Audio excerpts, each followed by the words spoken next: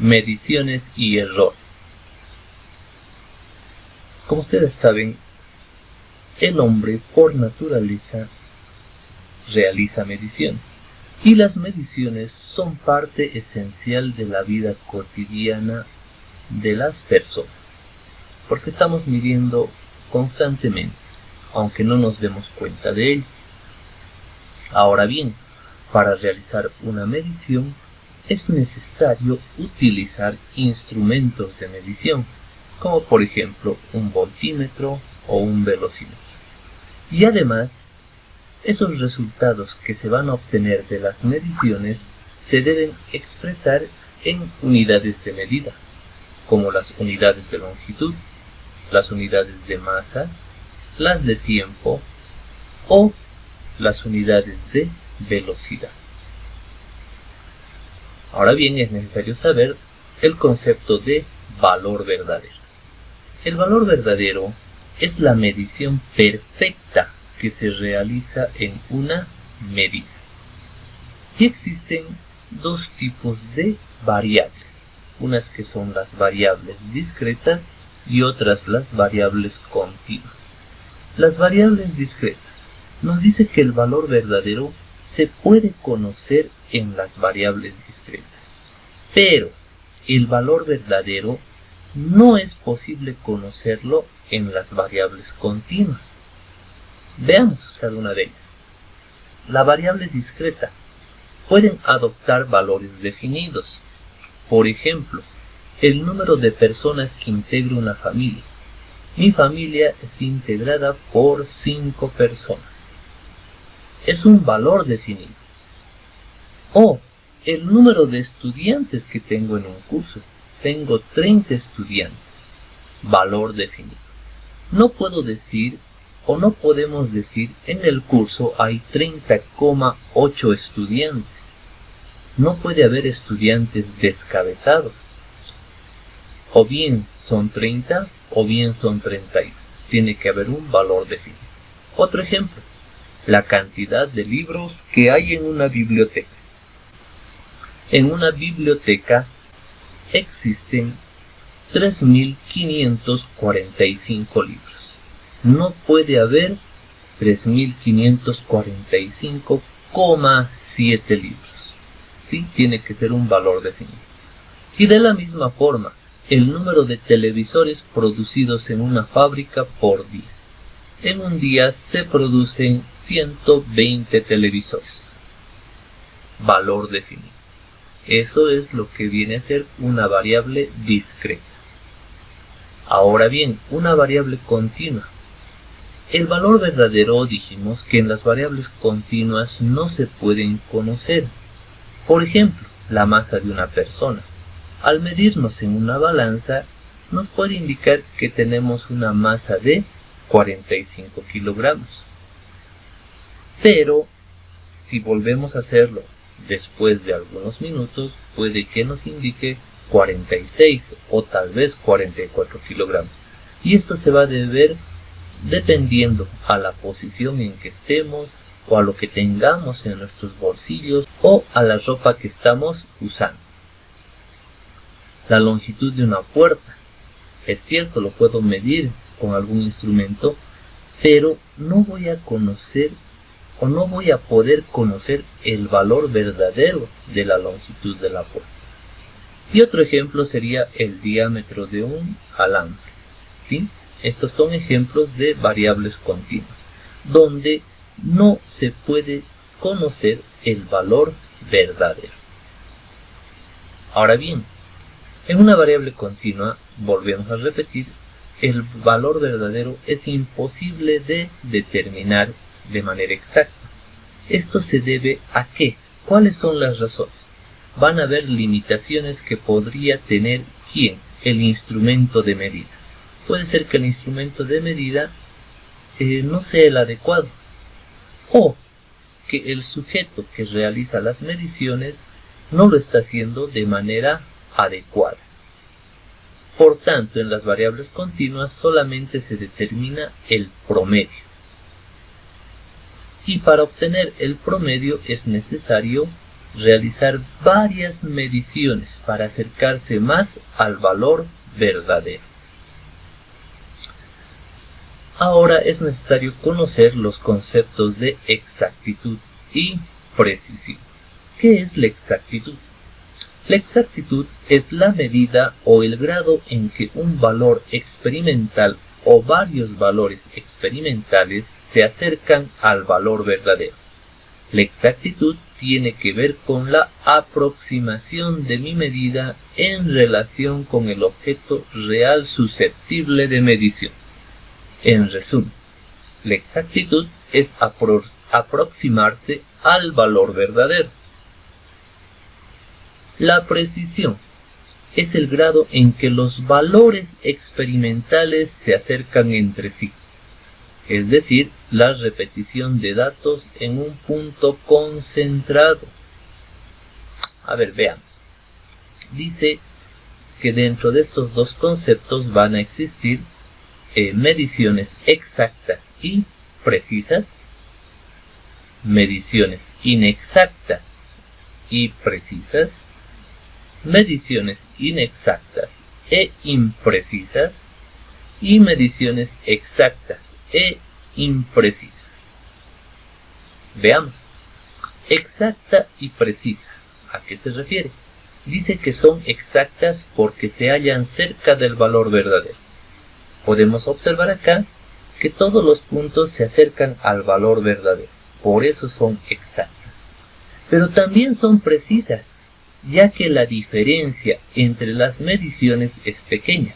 La diferencia entre estas mediciones no se alejan, están cerca unas a otras, no se van a alejar. Ejemplo, mi estatura es de 1,75 metros.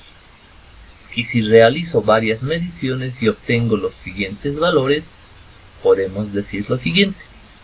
Una medición va a ser de 1,754, una segunda medición de 1,749 y así sucesivamente. Realizo 5 mediciones. Si ustedes observan, estos valores que se obtienen se acercan al valor verdadero, se acercan. Por tanto, es una medición exacta. Pero también estas mediciones son precisas, porque esta medición con esta otra y con esta última, entre todas se acercan, no se alejan, están muy juntas. Por tanto, es una medición precisa. ¿A qué conclusión llegamos? A que los instrumentos están bien calibrados y las mediciones han sido tomadas de manera correcta. Veamos ahora una medición inexacta y precisa. Inexacta, ¿qué significa? Dice que va a ser inexacta ya que se aleja demasiado del valor verdadero. Es inexacta, el valor verdadero está acá, pero las mediciones que se han tomado se alejan demasiado, no están cerca del valor verdadero, por eso son inexactas. Pero son precisas, porque la diferencia entre las medidas que se han tomado están cercanas unas con otras. Seguimos con el mismo ejemplo de mi estatura, 1,75 metros, y las mediciones que se realizan son las siguientes. Se mide 1,75 metros y se obtiene las siguientes mediciones: 1,700, 1,705, 1,697, y si ustedes observan, no están cercanas al valor verdadero. Aquí como 5 centímetros. En este caso también alejados 5 centímetros. De la misma forma, todos están alejados del valor verdadero. Por eso esta medición no es exacta, es inexacta. Pero es precisa. ¿Por qué razón? Porque todas las mediciones que he tomado, entre todas ellas son cercanas, se acercan unas a otras, no varían mucho, no diferencian mucho. ¿A qué conclusión se llega? Que las mediciones han sido tomadas de manera correcta por mi persona o por los estudiantes. Las mediciones han sido adecuadas por los estudiantes. Pero los instrumentos están mal calibrados o han sido empleados erróneamente. Siguiente. Medición inexacta e imprecisa. ¿Qué significa? Son inexactas por encontrarse alejadas del valor verdadero. Todas las mediciones están alejadas del valor verdadero. Nadie se acerca. Y son imprecisas porque la diferencia entre ellas es grande. Esta medición con esta medición están muy alejadas. Con esta otra están alejadas. Con esta otra alejadas. Todas están muy separadas. Seguimos con el mismo ejemplo de mi estatura. 1,75 y obtengo las siguientes mediciones, los siguientes valores. El valor verdadero 1,75, pero se ha obtenido 1,630. Otra medición 1,852. Si ustedes se dan cuenta, estas mediciones se encuentran muy alejadas del valor verdadero. Sí, son inexactas y también imprecisas, porque este valor con este otro valor se alejan, se distan mucho. Este valor con este otro tampoco están cercanos. ¿A qué conclusión se llega? Que las mediciones no fueron tomadas cuidadosamente por los estudiantes. ¿Qué se tiene que hacer? Tomar nuevamente las mediciones y esta vez tomar en cuenta las precauciones y las recomendaciones necesarias para evitar una medición inexacta e imprecisa. Ahora bien, vamos a conocer el concepto de error. Se puede considerar un error a la variación que se tiene en la medida, es decir, la variación que existe entre el valor experimental y el valor verdadero. Dentro de estos tenemos el error sistemático, y el error sistemático dice que es cuando se introducen usando instrumentos mal calibrados. Siempre se comete el mismo error y debe evitarse. Las mediciones deben ser precisas y exactas a la vez. Lo preciso se obtiene midiendo bien y lo exacto se obtiene usando buenos instrumentos de medición. Los errores sistemáticos pueden presentarse debido a cálculos. Por ejemplo, el empleo de una ecuación en su forma más simple. Uso de un valor de una constante equivocada, ¿sí? Por ejemplo, la gravedad. Para resolver algún ejercicio, en vez de tomar la gravedad de 9,81 metros por segundo al cuadrado, pueden tomar el valor de 10 metros por segundo al cuadrado, ¿sí? Ahí va a haber un error de cálculo o debido al cálculo. Error sistemático. Seguimos en errores sistemáticos. Dice que también se presentan debido a los instrumentos de medida, en los cuales se encuentran el error de cero. Algunas reglas a consecuencia del uso consecutivo con el pasar del tiempo se desgastan en la región del cero, leyendo ligeramente valores mayores. Otros ejemplos. Existen aparatos que en vez de marcar todo cero, marcan algún valor, ¿sí? Y aquí va a haber también el error de cero. Otro, en este dinamómetro, o también conocido como romanilla, la aguja no está apuntando al cero, sino ya está apuntando al 1. Y muchas veces las caseras del mercado, estas romanillas, bueno, que su nombre correcto es dinamómetro, lo estiran, el resorte. ¿Para qué? Para darte un valor menor de lo que te van a vender, o sea, para realizar algún tipo de engaño, ¿sí? Por tanto, ahí va a haber un error también sistemático, más específicamente el error de cero. Otro, el error de calibración. Los instrumentos pueden estar mal calibrados desde fábrica o pueden haber sido podemos haberlos descalibrado en laboratorio por algún descuido, ¿sí? O por el uso excesivo. Pueden ser en las balanzas digitales o emplear mal, ¿sí? En vez de medir desde el cerito, medimos toda la regla. Si es un error, esta es la parte correcta. El error de paralaje. El error de paralaje se da más que todo cuando se utiliza instrumentos de mediciones de volumen, ¿sí? En este caso, a ver, la línea visual del observador, dice, debe ser perpendicular a la escala del instrumento o al realizar mediciones de volumen.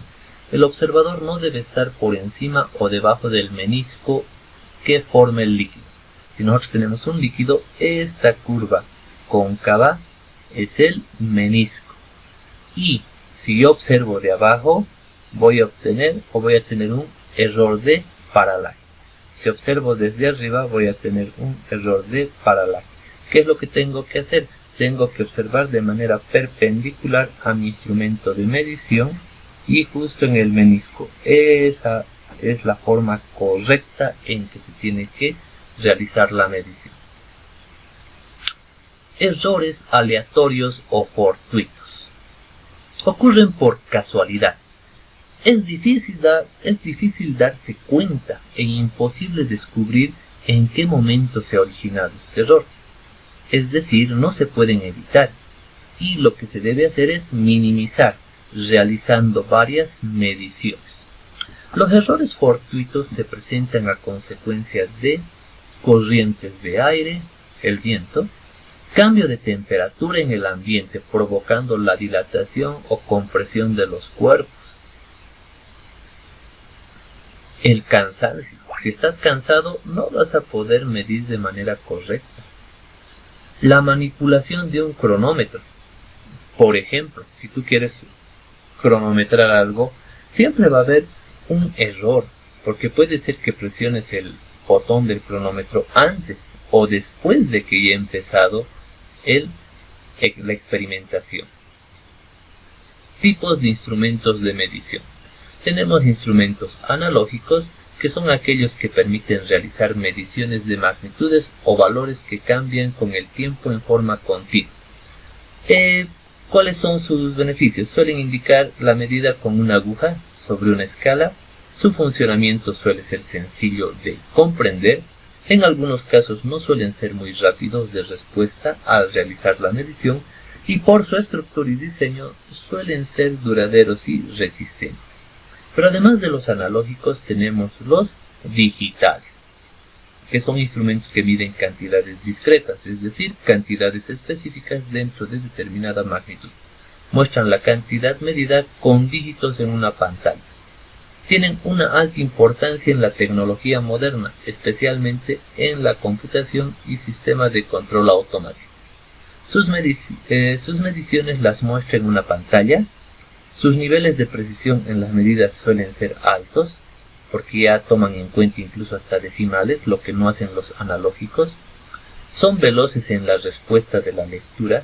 Algunos son automatizados para escoger escalas y pueden almacenar la información medida en computadora. Tipos de medición. Existen mediciones directas y mediciones indirectas. Las directas son los datos obtenidos por medio de algún instrumento aplicado al momento de realizar la medición. Y las indirectas es aquella en la que el valor de la magnitud a medir se obtiene a partir de la medición de otras magnitudes relacionadas. ¿Qué diferencia hay entre la medida indirecta y la medida directa? Las medidas directas requieren instrumentos de medición especializados. En cambio, las medidas indirectas pueden utilizar instrumentos de medición más simples o incluso no requerir instrumentos de medición.